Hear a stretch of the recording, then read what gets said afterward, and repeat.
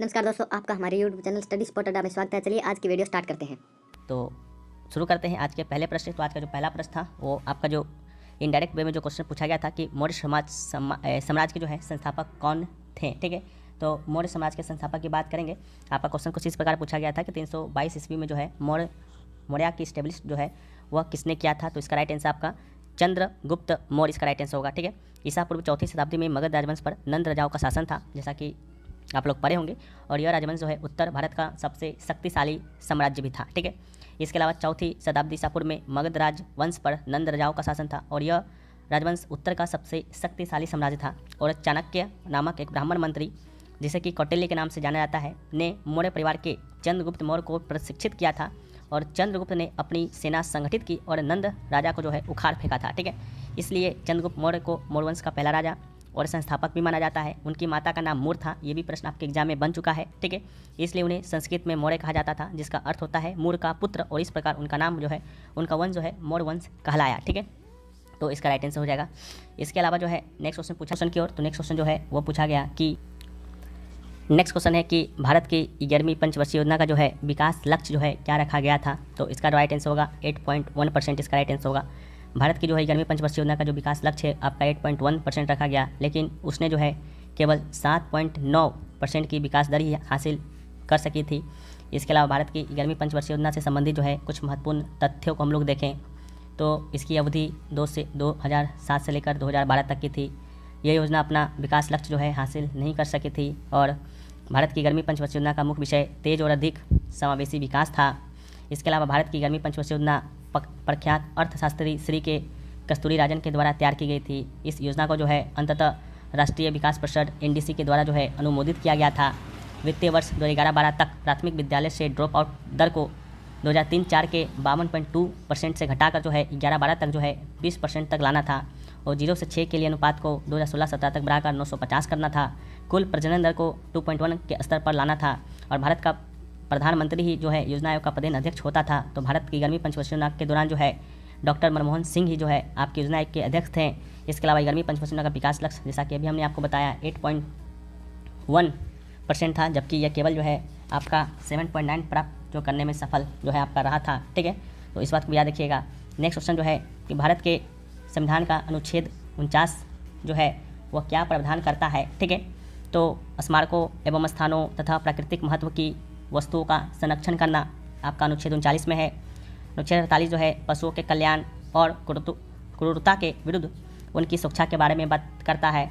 अनुच्छेद में कहा गया है कि राज्य को पर्यावरण की रक्षा, सुधार करने तथा पशु क्रूरता को रोकने का प्रयास करना चाहिए। इसके अलावा अनुच्छेद 50 जो है राज्य की सरकारी सेवाओं में न्यायपालिका को कार्यपालिका से अलग करने का प्रावधान करता है। अनुच्छेद 51 जो है अंतर्राष्ट्रीय शांति और सुरक्षा से जुड़ा हुआ है। ठीक है, नेक्स्ट क्वेश्चन है कि भू प्रॉपर्टी यानी कि क्रस्ट किसका बना होता है। तो इसका राइट आंसर आपका सिलिका और एल्यूमिना इसका राइट आंसर होगा। ठीक है, पृथ्वी की आंतरिक संरचना जो है कई संकेंद्रित परतों से बनी है, अर्थात पृथ्वी के आंतरिक भाग को क्रस्ट या ऊपरी परत, मेंटल या मध्य परत और कोर यानी कि निचली परत के नाम से जो है आपका 3 परतों में बांटा गया है। क्रस्ट पृथ्वी की सतह का सबसे ऊपरी परत है जो महाद्वीपों में करीब 35 किलोमीटर और समुद्र के तल में सिर्फ 5 किलोमीटर जो है आपका मोटा होता है। ठीक है, इसके अलावा जो है क्रस्ट के नीचे पाई जाने वाली परत जो है मेंटल है और इसकी गहराई 2900 किलोमीटर तक है। ठीक है, और सबसे भीतरी परत जो है कोर है, जिसका अर्धव्यास या कहे तो रेडियस करीब 3500 किलोमीटर है। ठीक है, और पृथ्वी की आंतरिक संरचना के बारे में हम लोग बात किए, जैसा कि क्रस्ट जो है पहला क्रस्ट पृथ्वी की सतह का सबसे ऊपरी परत है जो महाद्वीपों में करीब 35 किलोमीटर और समुद्र के तल में सिर्फ 5 किलोमीटर मोटी होती है। क्रस्ट का निर्माण सिलिका और एल्यूमिना से होता है, इसलिए इसे सियाल कहा जाता है। मेंटल जो है क्रस्ट के नीचे पाई जाने वाली परत मेंटल कहलाती है। इसकी गहराई 2900 किलोमीटर तक है। इसका निर्माण मुख्य रूप से सिलिका और मैग्नीशियम से होता है, इसलिए इसे सीमा कहा जाता है। ठीक है, SI से सिलिका, M से मैग्नीशियम। कोर की बात करेंगे तो पृथ्वी की सबसे भीतरी परत कोर है, जिसका अर्धव्यास रेडियस करीब 3500 किलोमीटर है। यह मुख्य रूप से निकल और लोहे से बना है, इसे निफे कहा जाता है। ठीक है, नेक्स्ट क्वेश्चन है कि साल 1950 में जो है सुप्रीम कोर्ट में कितने जज थे। तो इसका जो राइट आंसर होगा वह आपका 8 हो जाएगा। ठीक है, सुप्रीम कोर्ट की बात करते हैं तो सुप्रीम कोर्ट की बात करते हैं तो 1950 में जो है 8 जज थे। ठीक है, और संसद ने 1956 में जो है न्यायाधीशों की संख्या बढ़ाकर आपका 21 कर दी थी। ठीक है, तो इसको भी याद रखना है। इसके अलावा जो है साल 1956 में बात करते हैं, न्यायाधीशों की संख्या अधिनियम 1956 के तहत बढ़ाकर 11 कर दिया गया। साल 1960 में जो है संशोधित कर 14 कर दिया गया। 1978 में 18 कर दिया गया। 86 में 26 कर दिया गया। 2009 में जो है 31 कर दिया गया। इसके अलावा जो है 2019 में जो है इसे 34 कर दिया गया। और वर्तमान क्षमता की बात करेंगे तो वर्तमान क्षमता भी जो है आपका यही है। ठीक है, नेक्स्ट क्वेश्चन पूछा गया कि आर वैशाली जो है किस खेल से संबंधित है, तो राइट आंसर आपका शतरंज होगा। आर वैशाली भारत की 84वां ग्रैंड मास्टर है। ठीक है, इसके अलावा आर वैशाली 15 वर्षीय भारतीय ग्रैंड मास्टर रमेश बाबू प्रज्ञानंद की बड़ी बहन है। वैशाली का जन्म 21 जून 2001 को तमिलनाडु की राजधानी चेन्नई में हुआ था। नेक्स्ट क्वेश्चन है थाईपुसम महोत्सव जो है किस राज्य में मनाया जाता है, तो राइट आंसर तमिलनाडु होगा। थाईपुसम तमिल महीने जनवरी फरवरी की पूर्णिमा के दौरान जो है भारत के हिंदुओं द्वारा मनाया जाने वाला एक महत्वपूर्ण त्यौहार है। यह हिंदू देवता शिव और पार्वती के पुत्र मुरुगन को समर्पित है। मुरुगन को कार्तिकेय, सुब्रमण्यम, समूखा, सदा, नाना, स्कंद और गुहा भी कहा जाता है। नेक्स्ट क्वेश्चन है कि अगस्त 2024 में यूपीएससी की चेयरमैन कौन बनी, तो राइट आंसर आपका श्रीमती प्रीति सूदन इसका राइट आंसर होगा। उन्होंने जो है यूपीएससी चेयरमैन मनोज सिन्हा की जगह ली है, जिन्होंने हाल ही में पद छोड़ा है, जो कि 2007 से इस पद पर थे। और यूपीएससी अध्यक्ष की नियुक्ति भारत के संविधान के अनुच्छेद 316 के अनुसार भारत के राष्ट्रपति के द्वारा किया जाता है। अध्यक्ष 6 वर्ष की अवधि या 65 वर्ष की आयु प्राप्त करने तक जो भी पहले हो पद पर बना रहता है। नेक्स्ट क्वेश्चन आपका द्वितीय पंचवर्षीय योजना से था, कथन संबंधित प्रश्न था, वो तो मुझे मिले नहीं, लेकिन जो है हम लोग द्वितीय पंचवर्षीय योजना से संबंधित सारे कथन को, सारे फैक्ट्स को यहाँ पर देखने का प्रयास करेंगे। तो द्वितीय पंचवर्षीय योजना 1956 से 61 तक जो है चल रहा।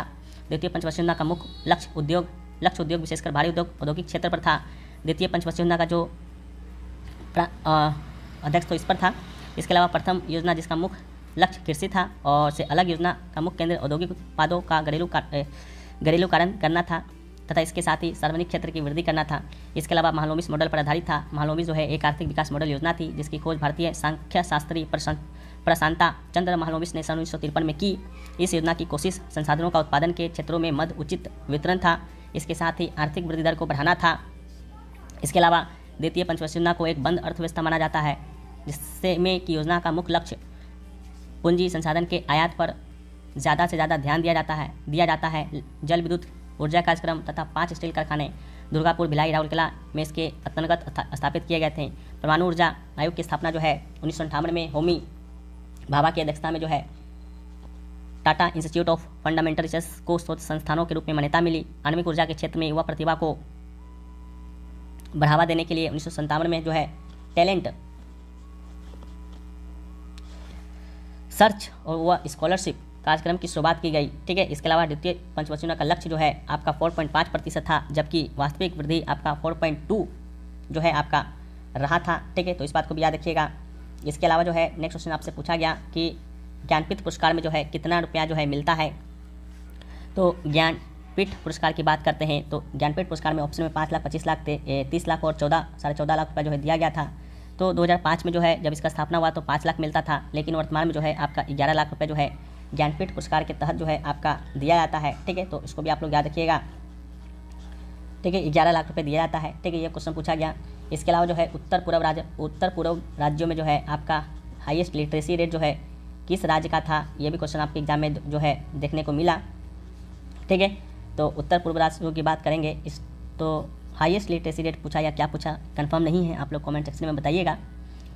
इसके अलावा उत्तर प्रदेश का शायद पॉपुलेशन परसेंटेज पूछा गया था मे भी आपके एग्जाम में, वो भी क्लियर नहीं है, वो भी आप लोग बताइएगा कमेंट सेक्शन में। ठीक है, मोदी को रूसिया से कौन सा पुरस्कार जो है मिला, इस प्रकार का भी कोई क्वेश्चन जो है आपके एग्जाम में पूछा गया। ठीक है, ये भी कंफर्म नहीं